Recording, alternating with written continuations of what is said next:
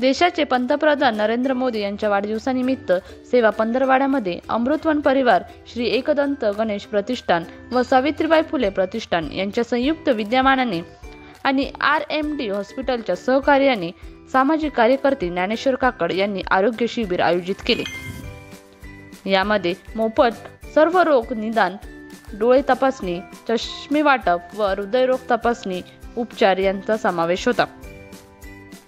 प्रसिद्ध हृदयरोग तज्ञ डॉक्टर अनंत चोपडा, नेत्ररोग तज्ञ डॉक्टर मानसी वानखेडे, डॉक्टर क्षितिज भांबरे आदींचे मार्गदर्शन लाभले। या प्रसंगी प्रमुख अतिथी भाजप शहर अध्यक्ष सुनील केदार, मंडळ अध्यक्ष राहुल कुलकर्णी, माजी नगरसेवक पुंडलिक खोडे, दिनकरराव पवार, मिलिंद मानकर, सुभाष तिडके, रमेश बाबा काकड, संजय गामणे, चित्रा तांदळे, सुनीता काकड, अंकुश काकड आदी उपस्थित होते।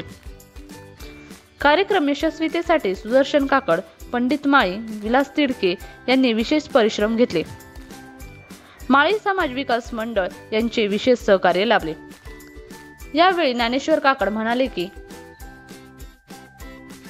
आपल्या देशाचे पंतप्रधान आदरणीय नरेंद्रजी मोदी यांच्या वाढदिवसानिमित्त सेवा पंधरवड्यामध्ये आपण या ठिकाणी सर्व रोग निदान शिबिराचं आयोजन केलेलं आहे। नेत्र तपासणी, त्याचबरोबर मोफत चष्मे वाटप, हृदयरोगाची तपासणी आणि त्याचबरोबर सर्व जनरल चेकअप या ठिकाणी होणार आहे।